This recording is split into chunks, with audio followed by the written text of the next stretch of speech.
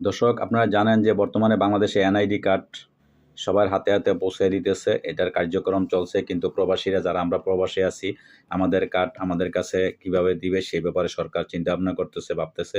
প্রবাসীদের আলাদা এনআইডি গাইডলাইনের কথা ভাবছে ইসি।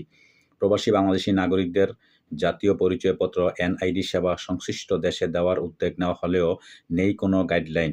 ফলে কেবল নির্বাচন কমিশনের ইসি সিদ্ধান্তের আলোকেই চলছে কার্যক্রম। এতে হাজার হাজার প্রবাসী এনআইডি সংশোধন সহ সেবা গ্রহণে পড়ছে ভোগান্তিতে। তাই সেবা কার্যক্রমকে ত্বরান্বিত এবার গাইডলাইন করার কথা ভাবছে সংস্থাটি। ইসি কর্মকর্তা জানিয়েছেন, বর্তমানে 7টি দেশের প্রবাসীদের সংশ্লিষ্ট দেশেই এনআইডি সেবা দেওয়া হচ্ছে। বাংলাদেশি নাগরিকদের আধিক্য রয়েছে এমন মোট 40টি দেশে কার্যক্রমটির বিস্তার করার পরিকল্পনা করেছে। তবে কোনো গাইডলাইন না থাকায় সেবা কার্যক্রমের পুরো সুবিধা পাচ্ছে না নাগরিকরা। সম্প্রতি অনুষ্ঠিত এক বৈঠকে কর্মকর্তারা কমিশনের কাছে পৃথক গাইডলাইনের গুরুত্ব তুলে ধরেন। কর্মকর্তারা এতে বিদেশে দূতাবাসগুলোতে এনআইডির জন্য লোকবহল নিয়োগ, সেবা চার্জ নির্ধারণের প্রস্তাব করেছে। গাইডলাইনের বিষয়ে ইসির এনআইডি শাখার মহাপরিচালক এএসএম হুমায়ুনী কবির বলেন, প্রবাসীদের ব্যাপারটা একটা আলাদা বিষয়। এজন্য আমার মনে হয় এটা বিবেচনা করার দাবি রাখে। কি হবে সেটা নির্ভর করবে ওনাদের সেবা গ্রহীত চাহিদা কি এরকম, তার উপর, এবং সমস্যাগুলো কোথায় সেগুলো অ্যাড্রেস করতে হবে। অ্যাড্রেস করে কমিশনের সিদ্ধান্ত সহ সব কিছু মিলিয়ে এটা করা হবে। তবে এখনই চূড়ান্ত কিছু বলবো না। আমি মনে করি এটা বিবেচনা করা উচিত। জানা গেছে, বর্তমানে সংযুক্ত আরব আমিরাত, যুক্তরাষ্ট্র, ইতালি, কুয়েত, কাতার, সৌদি আরব ও মালয়েশিয়া প্রবাসী বাংলাদেশিদের ভোটার হিসেবে নিবন্ধন কার্যক্রম শুরু হয়েছে। ইতিমধ্যে সংযুক্ত আরব আমিরাত, ইতালি, কুয়েত, কাতার, যুক্তরাষ্ট্র ও মালয়েশিয়া স্মার্ট কার্ড বিতরণ উদ্বোধন হয়েছে।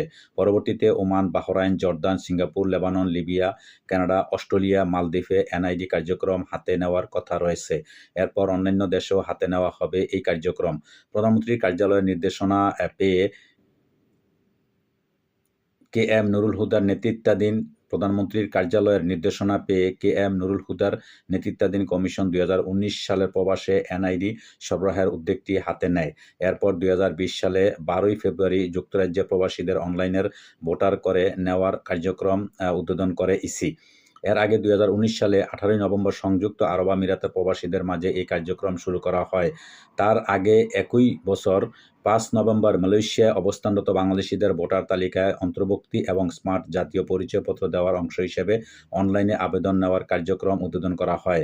এরপর সৌদি আরব, সিঙ্গাপুর, মালদ্বীপ থাকা বাংলাদেশিদের জন্য এই সুযোগ চালু করা হয়। সে সময় অনলাইনে আবেদন নিয়ে সেই আবেদন সংশ্লিষ্ট ব্যক্তির উপজেলা থেকে যাচাই করে সত্যতা পেলে সংশ্লিষ্ট দেশে দূতাবাস থেকে এনআইডি সরবরাহের পরিকল্পনা ছিল। এরপর করোনা মহামারীর কারণে থমকে যায় দূতাবাসের মাধ্যমে এই কার্যক্রম শুরুর পরিকল্পনা। পরবর্তীতে কাজী হাবিবুল আউয়ালের নেতৃত্বাধীন কমিশন দায়িত্ব নেওয়ার পর সেই কার্যক্রমকে ফের উজ্জীবিত করেন।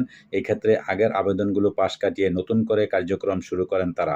বর্তমানে সেভাবেই কার্যক্রম অব্যাহত রয়েছে।